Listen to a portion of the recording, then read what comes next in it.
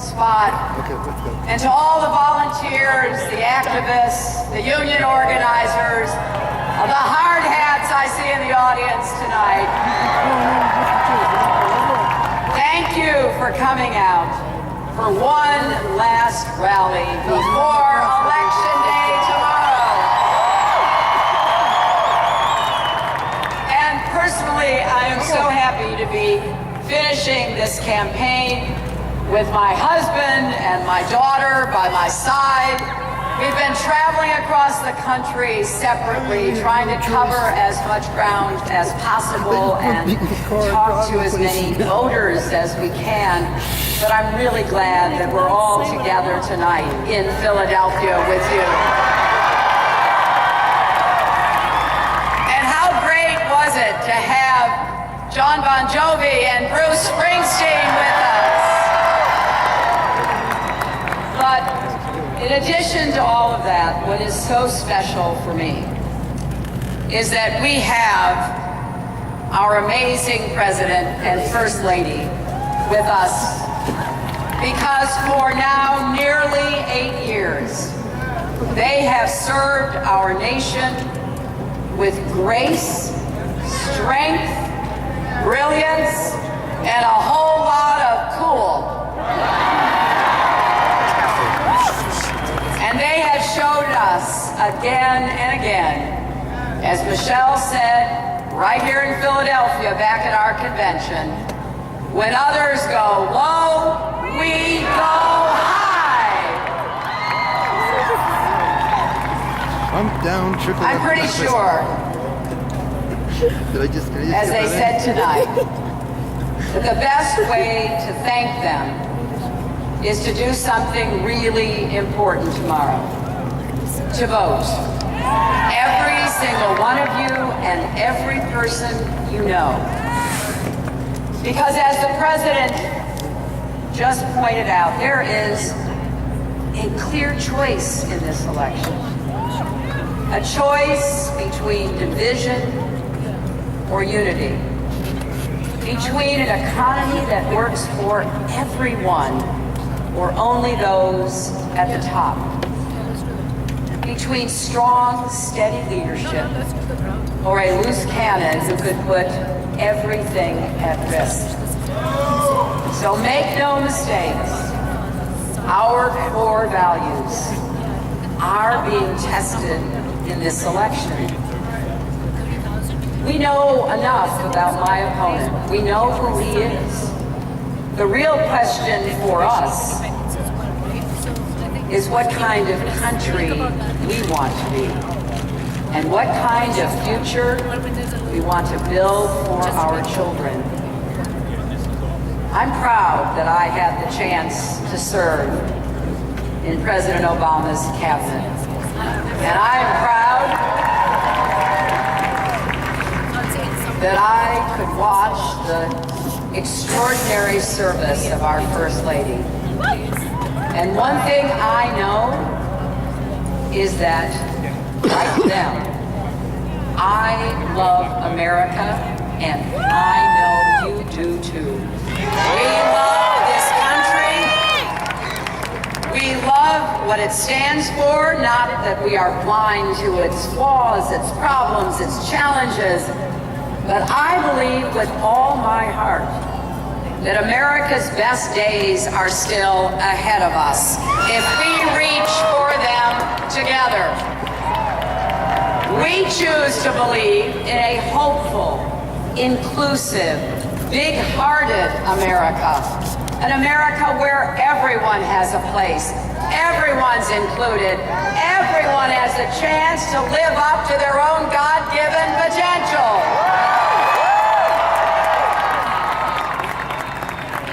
There have been so many memorable moments in this election for me, and most of them revolve around the people that I've had the privilege of meeting. And last night in Manchester, New Hampshire, I had the honor to be introduced by Khizr Khan, whose son Captain Khan was killed serving our country in Iraq.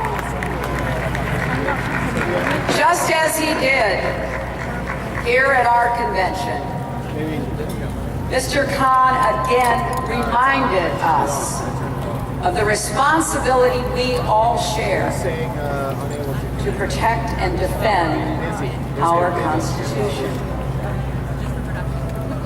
You remember the story of Captain Khan, the son of immigrants himself, brought here as a young child, who grew up to join the United States Army. And on that fateful day, with his unit, he saw a suspicious car. And he moved toward it to try to determine whether it was a danger or not, telling his men to stay back.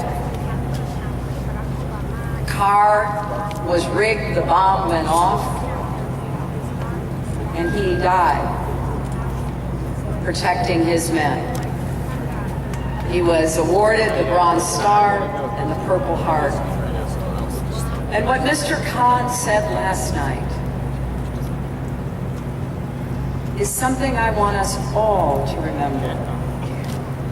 He said after the many derogatory and insulting comments that we've heard from Donald Trump, would his son, would Captain Khan, have a place in Donald Trump's America?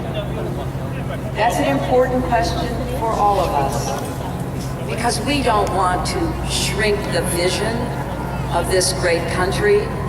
We want to keep expanding it so that everyone has a place to pursue your dreams, your aspirations, the future that you want to create for yourselves and everyone else. Think about that when you go to the polls tomorrow. Think about how throughout our history, generations of Americans just like us have come together to meet the tests of their time. And yes, as President Obama said, it started right here in Philadelphia, when representatives from 13 unruly colonies came together to launch the greatest experiment the world has ever seen. Our parents and grandparents defended that democracy. They built the great American middle class. They marched for civil rights and voting rights, for workers' rights and women's rights, for LGBT rights and rights for people with disabilities. And tomorrow, we face the test of our time. What will we vote for, not just against? What will we decide is on the ballot? Because although my name and my opponent's name may be on the ballot, every issue you care about is on that ballot. If you believe that America thrives when the middle class thrives, then you have to vote. If you believe all of our kids should have good schools and good teachers no matter what zip code they live in, then you have to vote. If you believe college should be more affordable, you have to vote. If you believe we must reform our criminal justice system so everyone has respect for the law and everyone is respected by the law, you have to vote.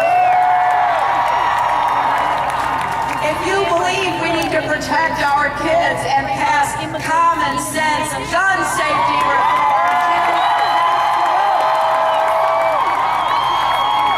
if you believe we must raise the minimum wage and finally guarantee equal pay for women, then you need to vote.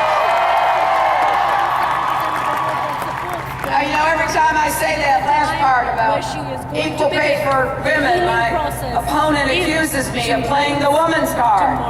Well, you know what I say. If that's playing the woman's card, then deal me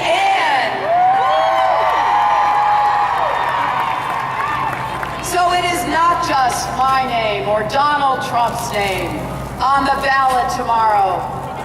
Every issue you care about is at stake. And that is just the beginning, because we have to bridge the divides in our country. I regret deeply how angry the tone of the campaign became. Not your fault.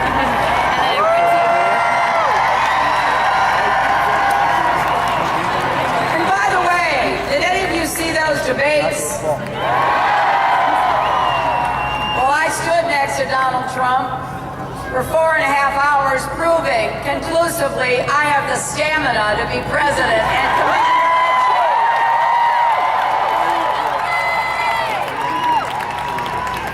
But I have to say,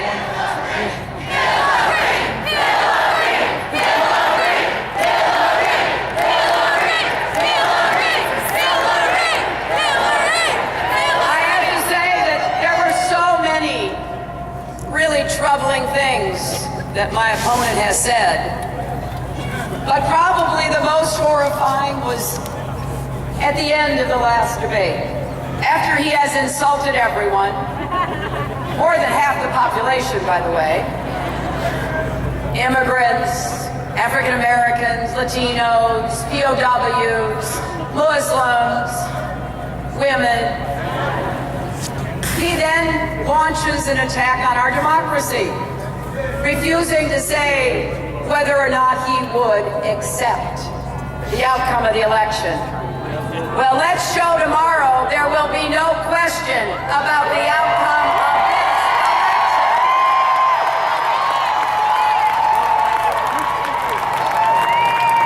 But I also want you to know I will be a president for all Americans. Democrats, Republicans, Independents, not just the people who support me in this election, everyone, because I believe we all have a role to play in building a better, fairer, stronger America. Building on the progress that we have enjoyed under President Barack Obama over the last 8 years.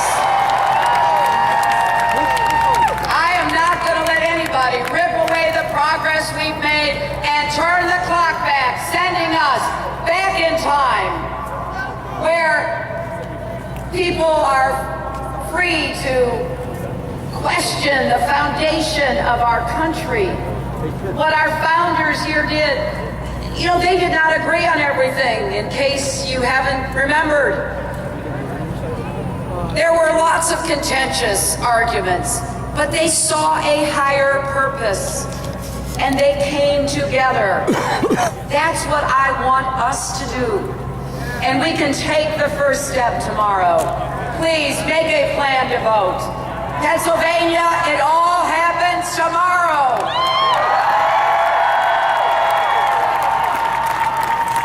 If you text the word PLAN, P-L-A-N, to 47246, we will walk you through where to vote, when to vote, how to get there. You can do that right now. And please tell your friends, your family, your neighbors. And you can go to iwillvote.com and get all the information you need. Every person who lives in Philadelphia lives within 5 blocks of your polling place. That's it. Just 5 blocks. And the polls open at 7 a.m. And they close at 8 p.m. And remember, if you're in line at 8 p.m., they have to let you vote. And so we need your help.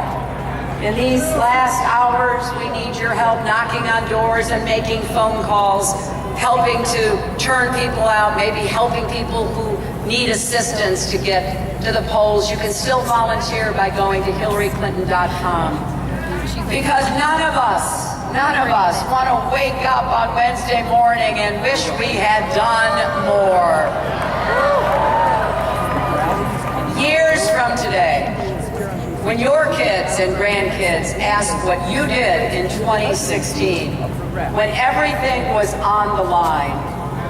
I want you to be able to say that you did vote. You voted for an inclusive, big-hearted, open-minded country future that will make sure that we all keep moving together, because I do believe we are stronger together. And you voted for an America where we build bridges, not walls.